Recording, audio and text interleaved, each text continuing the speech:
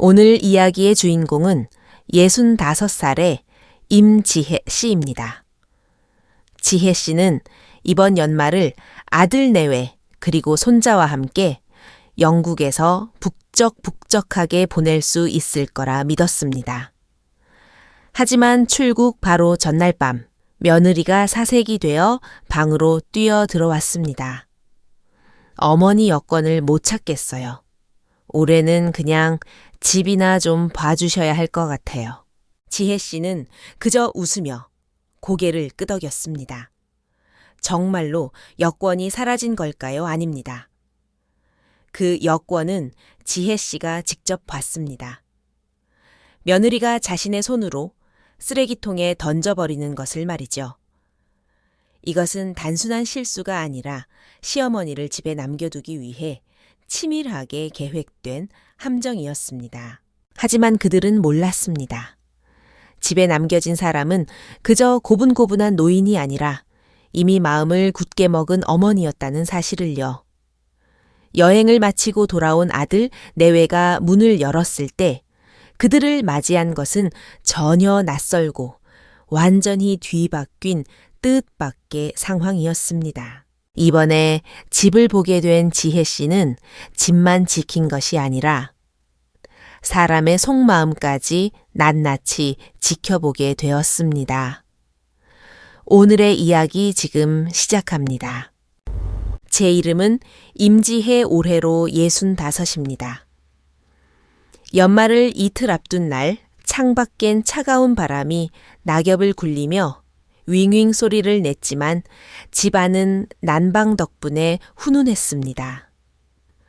저는 거실 벽에 걸린 가족 사진을 부드러운 천으로 정성스럽게 닦고 있었습니다.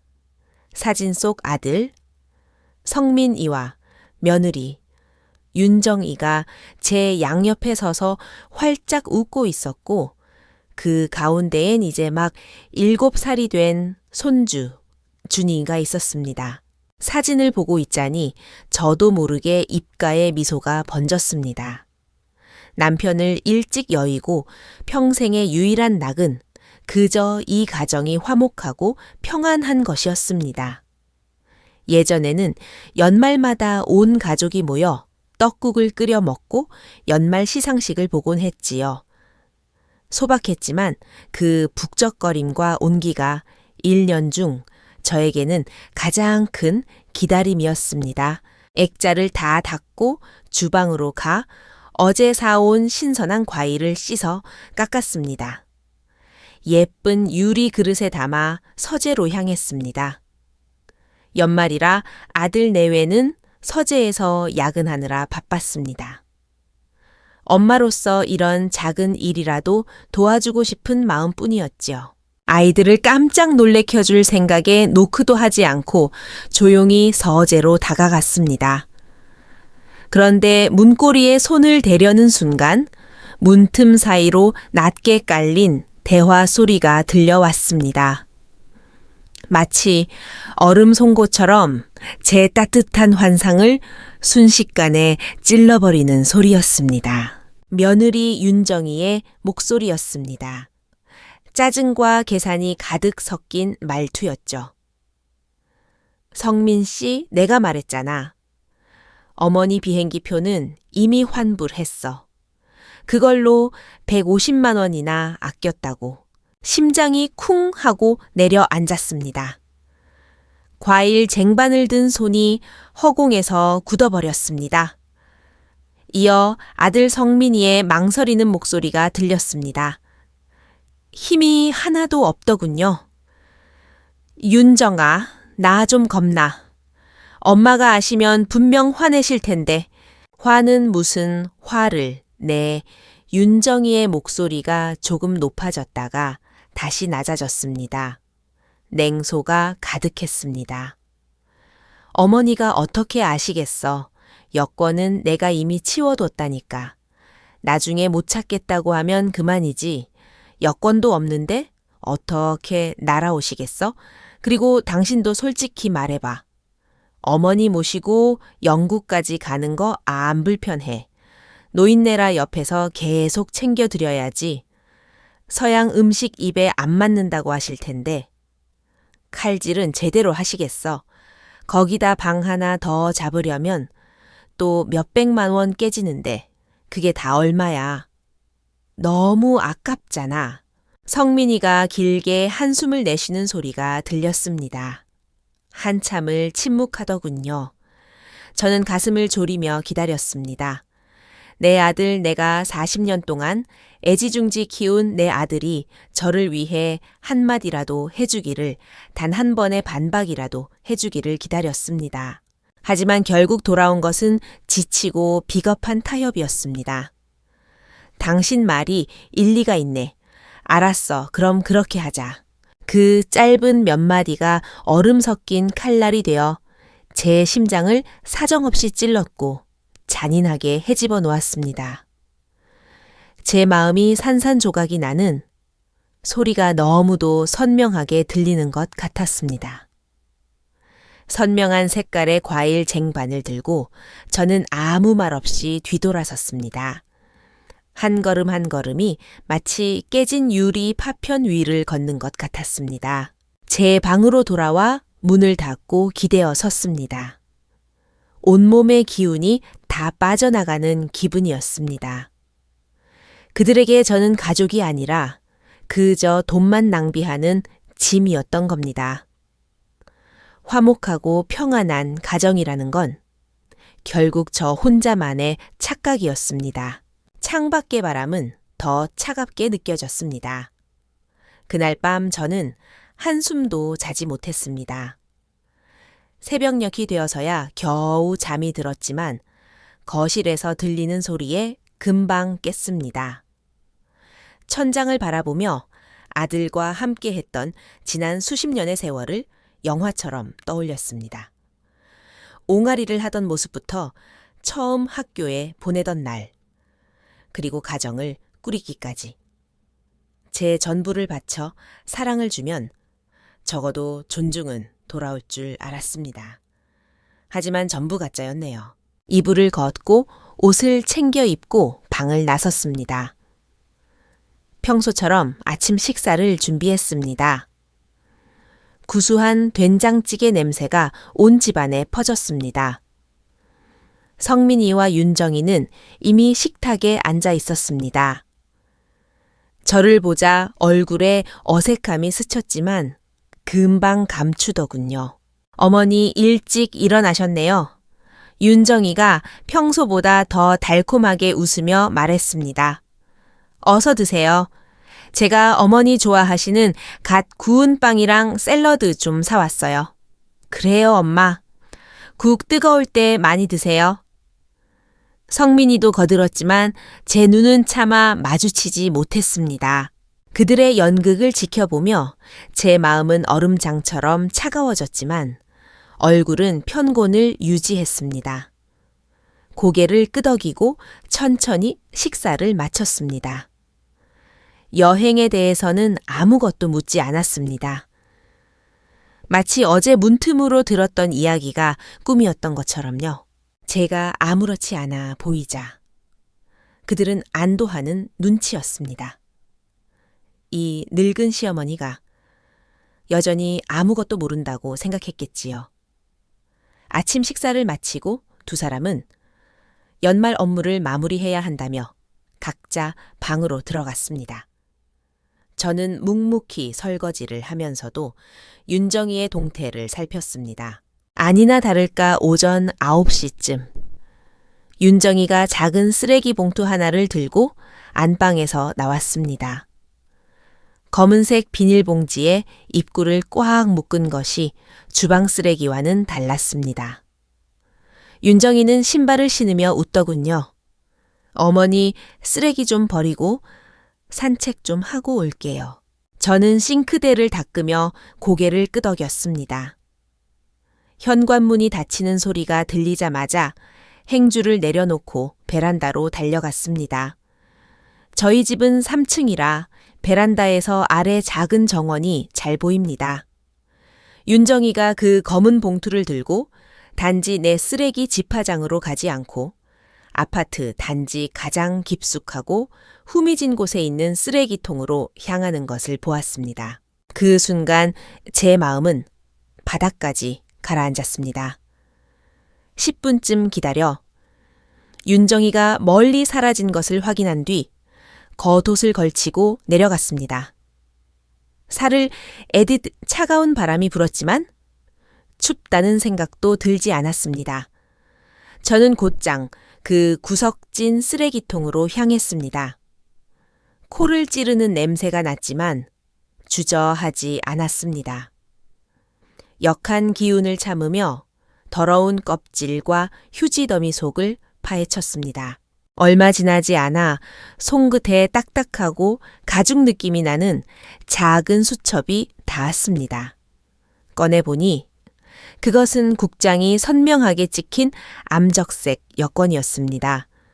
표지에는 임지혜라는 제 이름이 또렷하게 적혀 있었습니다. 소매를 끌어당겨 여권 표지에 묻은 오물을 정성스럽게 닦아냈습니다. 마치 세상에 하나뿐인 보물을 닦는 것처럼요. 그제야 참았던 눈물이 한 방울 두 방울 여권 위로 떨어졌습니다. 그들은 저를 집에 남겨두고 싶었던 것만이 아니었습니다. 제 자존심과 저라는 인간 자체를 이 더러운 쓰레기통에 함께 버리려 했던 것입니다. 차가운 바람 속에서 눈물이 마를 때까지 한참을 서 있었습니다. 마음은 어느새 단단하게 굳었습니다. 여권을 겉옷 안쪽 주머니에 소중히 넣고 가슴에 꼭 붙였습니다. 그리고 허리를 꼿꼿이 펴고 한 걸음 한 걸음 따뜻해 보이지만 얼음장보다 차가웠던 그 집으로 걸어 들어갔습니다. 이 순간부터 이곳은 더 이상 제 집이 아니었습니다. 그리고 저 또한 누구에게도 헛된 기대를 품지 않기로 했습니다. 집에 돌아오니 모든 것이 평소와 다름없었습니다. 성민이와 윤정이는 하루 종일 서재에 처박혀 있었고 저는 세상에서 가장 성실한 어머니이자 시어머니인 척 그들을 위해 풍성한 점심과 저녁을 준비했습니다. 저녁엔 특별히 백숙까지 끓여 대접했죠. 제가 아무 기색이 없자 그들은 완전히 안심한 듯 보였습니다. 저녁 식사 중에 윤정이가 제 밥 위에 닭다리 하나를 올려주며 생긋 웃었습니다. 어머니 많이 드세요. 요새 살이 좀 빠지신 것 같아요. 저는 미소 지으며 고개를 끄덕였습니다. 그 고기를 씹으며 속으로 생각했죠. 이것이 아마도 최후의 만찬이 되겠구나. 진짜 연극은 다음 날, 즉 출국 전날 밤에 시작되었습니다. 잠자리에 들렸는데 방문이 거칠게 열렸습니다. 윤정이가 머리를 헝클어뜨린 채 사색이 되어 뛰어 들어왔습니다. 목소리엔 울음기까지 섞여 있더군요. 어머니, 큰일 났어요. 어머니, 여권이 안 보여요. 며느리는 제 방의 옷장과 서랍을 엉망으로 뒤지며 아주 그럴듯하게 연기를 했습니다. 아들 성민이도 곧 따라 들어왔습니다. 얼굴엔 자책과 초조함이 가득했습니다. 성민이는 제 곁으로 와서 팔을 붙잡고 말했습니다. 엄마 죄송해요. 제가 다 챙겨놓겠다고 해놓고는 대체 어디로 갔는지 모르겠어요. 제가 정말 죽일 놈이에요. 어찌나 실감나게 연기를 하는지. 제가 직접 보고 듣지 않았다면 정말 속아 넘어갔을 겁니다. 저는 침대 머리에 앉아 한 명은, 악역을 한 명은 동정심을 유발하는 역할을 맡아 완벽하게 호흡을 맞추는 그들을 묵묵히 지켜보았습니다. 마치 삼류 연극을 관람하는 관객처럼 말이죠. 어떻게 안 보일 수가 있니? 저는 일부러 당황한 척 연기에 동참해 주었습니다. 어딘가 구석에 떨어진 거 아니니 다시 잘 찾아보렴. 다 찾아봤어요? 소파 및 장식장 위까지 다 뒤졌는데 없어요. 윤정이는 눈물까지 글썽였습니다. 이걸 어쩌면 좋아? 내일 아침 8시 비행기인데 지금 재발급 받을 수도 없잖아요. 이때 성민이가 자연스럽게 바통을 이어받았습니다. 제 앞에 무릎을 꿇고 앉아 제 손을 잡더군요. 한때 맑았던 그 눈동자가 지금은 미안함과 안타까움으로 가득 차 있었습니다. 다 제 탓이에요. 저희가 엄마랑 영국 가는 걸 얼마나 기대했는데 이제 못 가게 생겼으니 어떡하죠? 엄마 정말 실망 크시죠? 저는 그저 평온하게 아들을 바라보았습니다. 기회가 왔다고 생각했는지 윤정이가 제 어깨를 감싸 안으며 부드럽고 사려 깊은 말투로 속삭였습니다. 어머니 너무 상심 마세요. 그런데 비행기랑 호텔을 이미 다 예약해둬서 취소가 안 돼요. 안 가면 생돈 몇백만 원이 그냥 날아가는 거잖아요. 그러니 어머니 올해는 조금 서운하시더라도 집 좀 봐주고 계시면 어떨까요? 저희가 다녀오면서 어머니 선물 정말 많이 사올게요. 꼭 보상해 드릴게요. 네. 집이나 봐달라. 며느리는 참으로 자연스럽게도 말했습니다. 마치 이 늙은 어미의 유일한 가치가 집을 지키는 것에 있는 것처럼요. 저는 대답하지 않고 그저 서운함에 젖은 노인처럼 침묵했습니다. 그들에겐 이 침묵이 곧 승낙으로 보였겠지요. 성민이와 윤정이는 서로 눈길을 주고받으며 안도 섞인 기쁨을 나눴습니다. 엄마 그럼 그렇게 알고 있을게요. 성민이가 조심스럽게 물었습니다. 저는 고개를 들어 그들을 바라보았습니다. 천천히 그리고 아주 힘들게 고개를 끄덕였습니다. 그리고 울음보다 더 아픈 미소를 지으며 말했죠. 그래 괜찮다. 너희라도 다녀와야지. 1년 동안 고생했는데 머리라도 식히고 와라. 돈 아깝게 버리지 말고 집은 내가 잘 지키고 있으마. 그 한마디에 그들의 얼굴에서 죄책감은 흔적도 없이 사라졌습니다. 대신 숨길 수 없는 홀가분함과 환희가 피어올랐습니다. 어머니 정말 감사해요. 저희 길어야 열흘이면 돌아와요. 윤정이가 신나서 말했습니다. 그날 밤 그들은 장거리 비행을 위해 일찍 잠자리에 들었습니다. 하지만 저는 제 방 창가에 앉아 칠흑 같은 밤하늘을 보며 밤을 지새웠습니다. 다음 날 아침 평소처럼 아이들의 아침을 챙겨주었습니다. 들뜬 마음으로 캐리어를 끄는 모습, 문을 나서며 던지는 가식적인 인사들. 엄마, 저희 가요. 문단속 잘하시고요. 엄마, 밥. 제때 챙겨 드시고 보일러 아끼지 말고 팡팡 트세요. 저는 미소로 화답했습니다. 엘리베이터 문이 닫히는 순간 며느리 윤정이의 입가에 번진 승리자의 미소를 보았습니다. 쾅 하고 엘리베이터 문이 닫혔습니다. 우리 사이의 마지막 가식적인 온기까지 단절되는 소리였습니다. 저는 천천히 현관문을 닫았습니다. 입가에 걸려있던 미소도 그 즉시 사라졌습니다. 방으로 들어가 품에 품고 있던 버려진 여권을 꺼냈습니다. 금박 로고를 부드럽게 쓰다듬은 뒤 침대 옆 전화를 들었습니다. 저의 연말은 이제부터 진짜 시작이었습니다. 내 넓은 집안은 정적에 휩싸였습니다. 오직 벽시계의 초침소리만이 제가 하려는 일을 위해 차갑게 카운트다운을 하는 것 같았습니다. 망설임 없이 거실 전화기로 다가가 외우고 있던 은행 고객센터 번호를 눌렀습니다. 안녕하세요. 무엇을 도와드릴까요? 상담원의 달콤한 목소리가 들려왔습니다. 저는 숨을 깊게 들이마시고 차분하고 명확하게 말했습니다.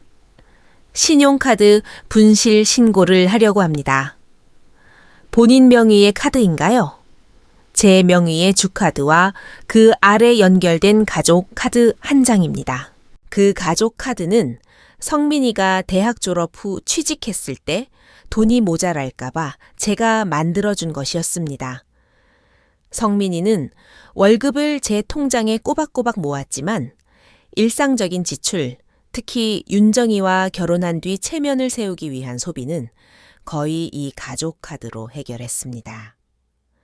한도는 제가 수년에 걸쳐 조금씩 높여두었죠. 아마 이것이 그들이 저와 완전히 등을 돌리지 못했던 근본적인 이유였을 겁니다. 네, 임지혜 고객님. 본인 확인되셨습니다. 끝번호 9856번인 골드 주카드와 끝번호 4578번. 소지인 진성민님의 가족 카드를 정지하시겠습니까? 네, 맞습니다. 주카드를 정지하면 연결된 모든 가족 카드는 자동으로 사용 불가 처리됩니다. 일시 정지인가요? 아니면 영구 해지 및 탈퇴인가요? 저는 한치의 망설임도 없이 대답했습니다. 영구 해지 및 즉시 탈퇴입니다. 상담원도 조금 놀란 듯 했습니다. 고객님, 영구 해지하시면 복구가 불가능합니다. 확신하시나요? 확신합니다. 제 목소리는 작았지만 단호했습니다. 지금 당장 영구히 해지해 주세요. 전화를 끊자마자 핸드폰으로 해지 완료 문자가 도착했습니다. 저는 길게, 아주 길게 숨을 내뱉었습니다. 지금쯤 10,000m 상공의 비행기 안에서 아들 내외가 어떤 당금을 꾸고 있을지 상상이 갔습니다. 그들은 제 희생을 당연하게 여겼고 아들을 향한 제 사랑을 무제한 한도의 신용카드처럼 여겼습니다. 하지만 오늘부터 그 한도는 여연입니다. 두꺼운 커튼을 걷어냈습니다. 겨울 햇살이 가감없이 거실로 쏟아졌고 제 마음속 그늘도 환하게 비춰주었습니다. 성민아 윤정가, 40년을 키워준 정은 이 카드의 한도로 끝내자꾸나. 이제 너희 길은 너희가 알아서 가렴. 나도 내 인생을 다시 시작해야겠다. 햇살이 가득한 거실에서 오로지 저 혼자만의 안녕을 누렸습니다. 결단으로 인한 마음의 파동이 가라앉을 무렵 방으로 들어가 서랍 깊숙한 곳에서 낡은 수첩 하나를 꺼냈습니다. 누렇게 바랜 종이 위엔 펜으로 꾹꾹 눌러 쓴 이름과 번호들이 가득했습니다. 그중 한 이름 위에서 제 손가락이 멈췄습니다. 안리나. 그 이름 뒤엔 영국 국가번호 44로 시작하는 긴 번호가 적혀 있었습니다. 그 이름을 보자 눈시울이 붉어지며 기억의 문이 열렸습니다. 25년 전 제가 국어 교사로 일하던 시절 리나는 제 반에서 가장 총명하고 영특한 아이였습니다. 하지만 가난한 시골 마을에서 자란 리나의 부모님은 지독하게 보수적이고 남아 선호 사상이 강했습니다. 리나가 전교 1등으로 명문대 합격을 따냈을 때 부모님은 리나에게 학교를 그만두라고 강요했습니다. 집안 형편이 어려우니 성적이 그저 그런 남동생을 뒷바라지해야 한다는 이유였죠. 그 소식을 듣고 밤새 리나의 집으로 달려갔던 기억이 납니다. 희미한 전구 하나가 달린 흙집에서 리나의 아버지는 제게 소리쳤습니다. 계집애가 공부해서 뭐 합니까? 어차피 남의 집 식구 될 텐데 글자나 몇 자 알면 됐지.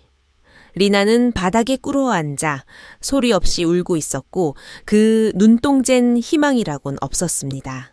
저는 리나의 부모님을 밖으로 내보내고 리나의 차가운 손을 잡았습니다. 그리고 제 인생에서 가장 중요한 수업을 했습니다. 리나야 선생님 말 잘 들어. 공부하는 건 시집 잘 가기 위해서도 가문을 빛내기 위해서도 아니야. 네가 지식을 쌓고 안목을 넓혀서 네가 원하는 인생을 선택할 능력을 갖추기 위해서야. 더 높은 곳에서 더 넓은 세상을 보라고 하는 거야. 네 어머니의 운명을 반복하지 마라. 등록금은 선생님이 어떻게든 해볼게. 넌 아무것도 걱정하지 마. 딱 하나만 기억해. 절대로 포기하지 말고 위로 올라가렴. 가족이라는 굴레에 갇히지 마. 네 미래는 내 손에 달렸어. 리나의 죽어있던 눈동자에 작은 불꽃이 피어 올랐습니다. 그 후 저는 리나의 학자금 대출을 도와주고 제 월급으로 대학 생활비를 지원했습니다.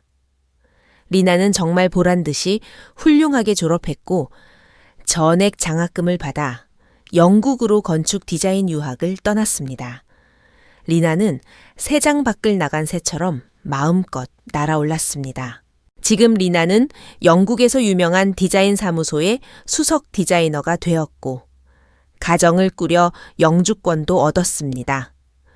우리는 계속 연락을 주고받았죠. 명절마다 리나가 보내주는 선물은 제 친아들이 보내는 것보다 훨씬 정성이 담겨 있었습니다. 리나는 늘 말했습니다. 선생님은 제 어머니나 다름없으세요. 은퇴하시면 영국으로 오세요. 제가 모실게요. 저는 늘 웃으며 거절했습니다. 그때까지만 해도 성민이에게 희망을 걸고 있었으니까요. 자식 키워놓으면 나중에 의지하고 사는 게 당연하다고 믿었던 제가 참 어리석었습니다. 회상을 뒤로 하고 수첩의 번호를 하나하나 눌렀습니다. 신호음이 가는 동안 심장이 조금 떨리더군요. 3번쯤 울렸을 때 유창한 한국어 목소리가 들려왔습니다. 임 선생님, 이 시간에 웬일이세요? 한국은 아침이죠. 친숙한 목소리에 코끝이 찡해졌습니다. 마음을 가다듬고 깊게 숨을 쉬며 전례 없이 차분한 목소리로 물었습니다.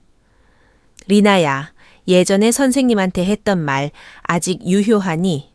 잠시 침묵이 흐르더니 리나의 목소리가 훨씬 또렷하고 단호해졌습니다. 당연하죠, 선생님. 저는 이 전화를 10년 넘게 기다렸어요. 정말 결심하신 거예요. 창밖에 구름 한 점 없는 푸른 하늘을 바라보며 제 후반생을 바꿀 결정을 내뱉었습니다. 그래, 리나야. 이제 결심했어. 나 영국으로 가서 너랑 같이 살고 싶구나. 리나와 통화를 마치자 마음속 마지막 돌덩이가 내려가는 기분이었습니다. 리나는 구구절절 묻지 않았습니다. 그저 기쁨이 넘치는 목소리로 말했지요. 선생님, 아무것도 걱정 마세요. 여권만 챙겨두세요.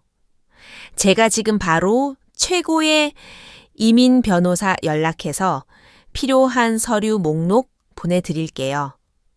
선생님은 그냥 편안하게 계세요. 나머지는 다 제가 처리할게요. 이토록 온전히 신뢰받고 기댈 수 있다는 느낌. 정말 오랜만에 느껴보는 감정이었습니다. 전화를 끊고 저는 곧바로 다음 계획에 착수했습니다.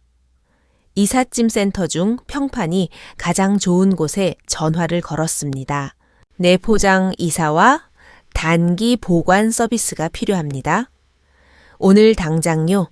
빠를수록 좋습니다. 30분 뒤 이삿짐 트럭이 도착했습니다. 이삿짐 센터 팀장님은 혼자 있는 저를 보고 의아해 했습니다. 어르신 혼자 계세요. 자제분들은요. 멀리 여행 갔습니다. 집 수리를 좀 하려고 짐을 좀 빼두려고요. 저는 담담하게 대답하며 미리 적어둔 목록을 건넸습니다. 아들 내외의 침실 서재, 그리고 거실에 있는 그들의 물건들을 가리키며 말했습니다. 이 방 물건들 전부 포장해서 빼주세요. 하나도 남김없이요. 몇 시간 뒤 수십 년간 제가 살아온 집은 거대한 작업장이 되었습니다. 저는 제 방 문 앞 작은 의자에 앉아 성민이와 윤정이의 흔적이 지워지는 것을 평온하게 지켜보았습니다. 옷가방, 윤정이의 비싼 화장품들, 성민이가 보물처럼 아끼던 게임기와 피규어들, 그리고 제가 한 번도 편히 자본 적 없는 커다란 유로피안 스타일의 침대까지 벽에 걸린 그 가식적인 가족 사진도 떼어내 정성껏 포장했습니다. 마음속엔 아무런 동요도 없었습니다. 이 물건들은 이제 공간만 차지하고 제 인생을 가로막던 쓰레기에 불과했습니다. 작업자들이 옷장 깊숙한 곳에서 낡은 오동나무 상자 하나를 꺼낼 때 저는 자리에서 일어났습니다. 팀장님, 이 상자는 따로 좀 부탁드려요. 상자를 열어보니 성민이를 위해 직접 짰던 스웨터들이 들어있었습니다. 아기 때 입히던 베넷 저고리부터 대학 때 유행하던 꽈배기, 니트 직장인이 되고 나서 짜준 차분한 캐시미어 가디건, 손주 준이를 위해 한 땀 한 땀 누벼 만든 손바지와 호랑이, 자수, 고무신까지 제 사랑과 정성이 깃든 것들이었죠. 잠시 바라보다 상자 덮개를 닫았습니다. 이 상자는 나중에 짐 실을 때 가장 잘 보이는 곳에 놓아주세요. 팀장님은 무언가 짐작한 듯 고개를 끄덕였습니다. 오후 3시 모든 짐이 빠져나갔습니다. 저는 트럭을 따라 도시 외곽의 보관 창고로 향했습니다. 아들 내외의 이름으로 창고를 대여하고 한 달치 임대료를 선불로 냈습니다. 그들의 전 재산이 차가운 철제 창고 안에 봉인되는 것을 보고 열쇠와 확인증을 받았습니다. 집으로 돌아오는 길 노을이 하늘을 따스한 오렌지빛으로 물들이고 있었습니다. 버스 창밖으로 빠르게 지나가는 풍경을 보며 제 인생도 이 버스처럼 새롭고 희망찬 방향으로 달리고 있다는 것을 느꼈습니다. 텅 빈 집에 돌아왔지만 외롭지 않았습니다. 오히려 전례 없는 자유로움을 느꼈습니다. 따뜻한 국수 한 그릇을 끓여 먹고 3번째 전화를 걸었습니다. 유명한 부동산 중개소였습니다. 안녕하세요. 임지혜입니다. 시내에 있는 집 한 채를 매물로 내놓으려고요. 등기 깨끗하고 옵션 다 있습니다. 제가 원하는 건 저는 잠시 멈췄다가 단호하게 말했습니다. 금매입니다. 제가 한국에서 일을 처리하는 동안 영국의 리나도 기민하게 움직였습니다. 매일 영상통화를 하며 리나의 밝은 웃음소리를 듣는 것이 큰 힘이 되었습니다.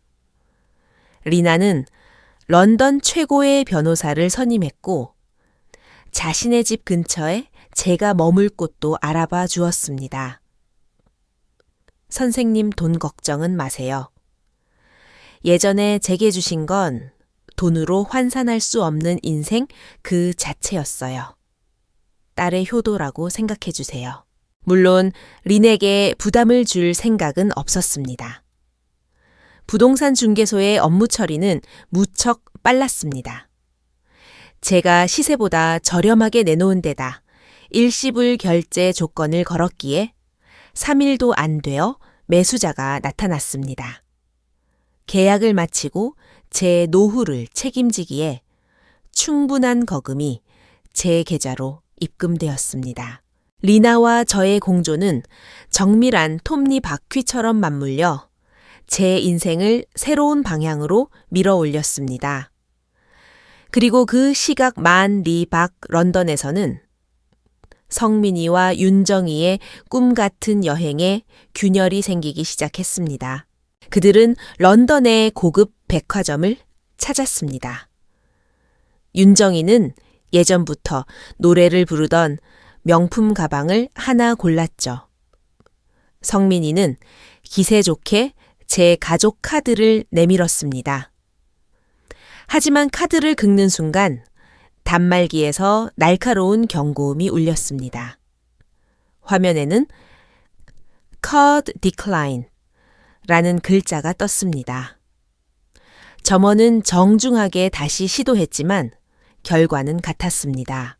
성민이의 얼굴이 불그락푸르락 변했습니다. 한도가 높은 카드인데 그럴 리가 없어요.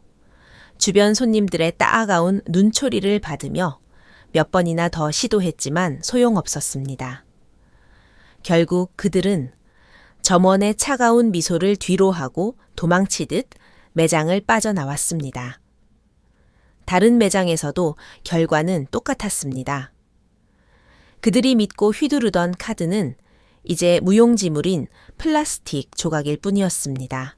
당황한 그들은 한국은행 고객센터에 전화를 걸었습니다. 긴 기다림 끝에 돌아온 답변은 날벼락 같았습니다. 죄송합니다, 고객님. 해당 가족 카드는 주카드 소유주에 의해 영구 해지되었습니다. 자금줄이 끊기자 여행은 비참해졌습니다. 싸움과 원망이 이어졌고 예정된 일정은 줄줄이 취소되었습니다. 비싼 식당 대신 마트빵과 패스트푸드로 끼니를 때워야 했지요.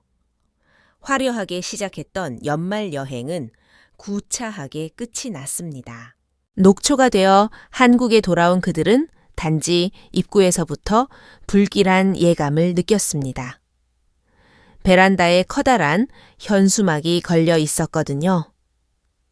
매매 완료 입주 예정서. 성민이와 윤정이는 넋이 나갔습니다. 집을 잘못 찾은 게 아닌가 싶어 미친 듯이 3층으로 뛰어 올라갔습니다. 하지만 도어락 비밀번호는 바뀌어 있었고 열쇠도 맞지 않았습니다. 공포가 그들의 심장을 옥죄었습니다.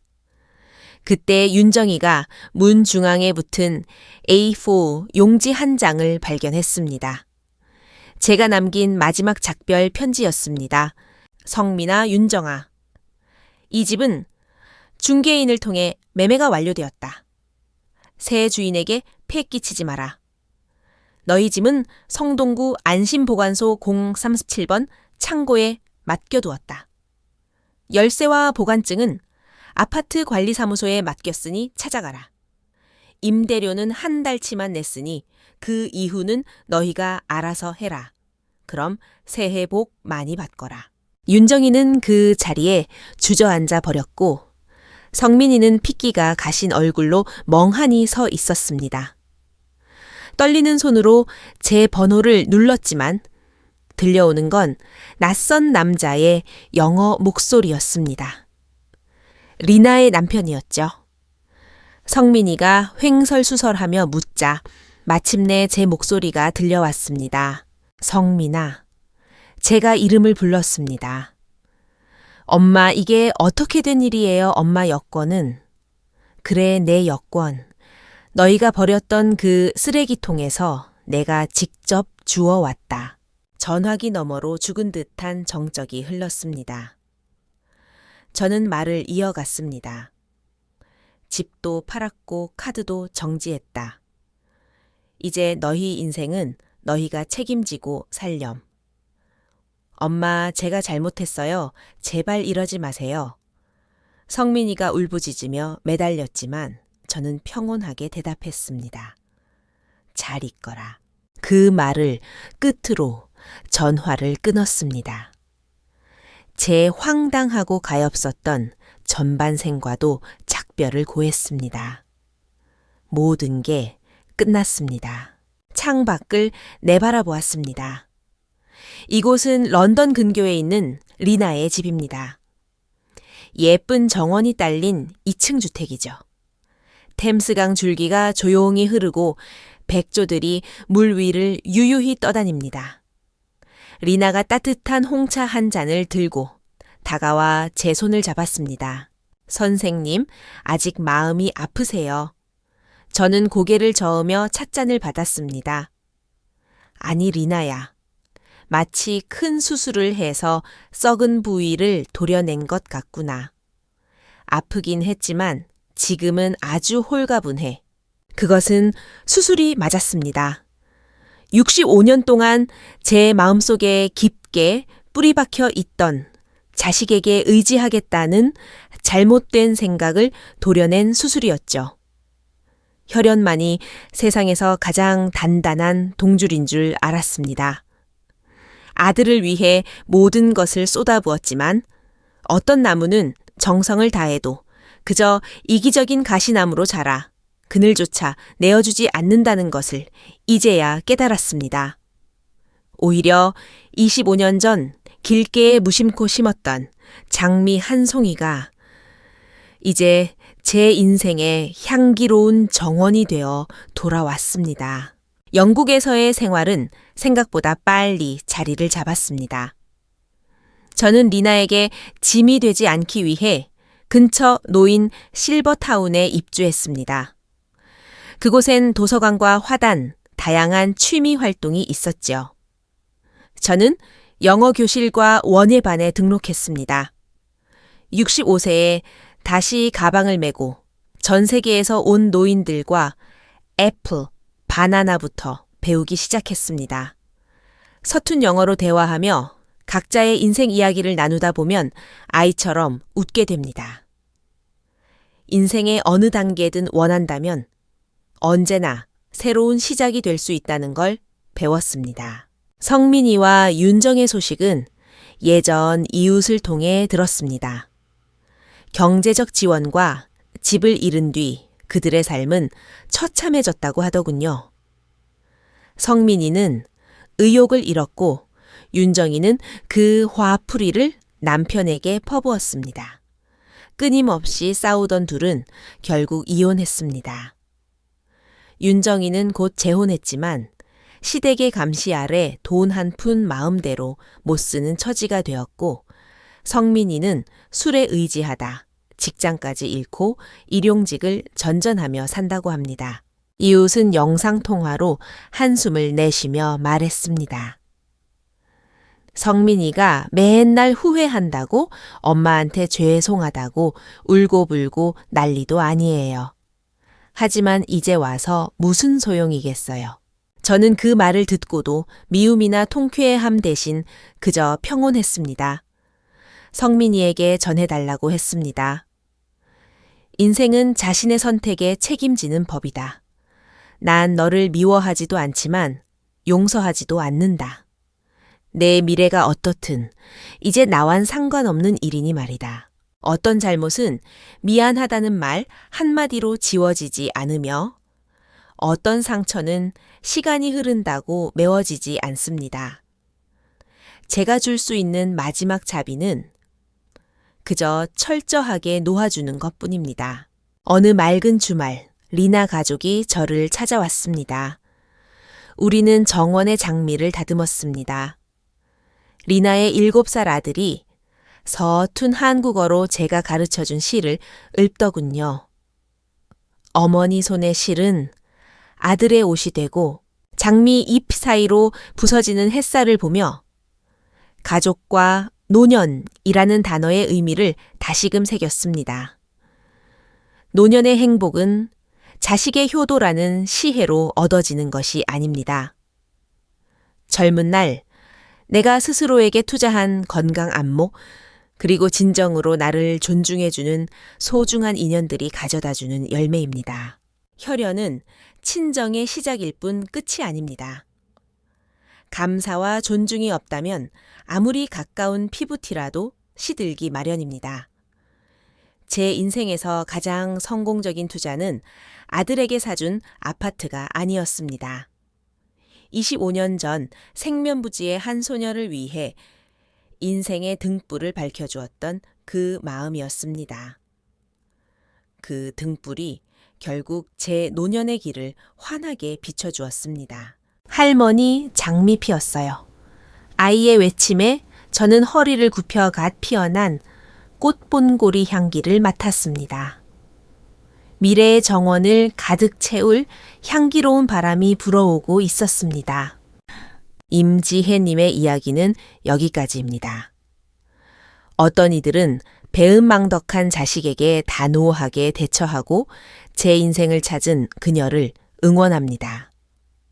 또 어떤 이들은 아무리 그래도 친자식인데 너무 단호한 것 아니냐고 묻기도 합니다. 여러분은 어떻게 생각하시나요? 만약 여러분이 임지혜님이었다면 쓰레기통에서 여권을 발견한 그 순간 어떤 선택을 하셨을까요?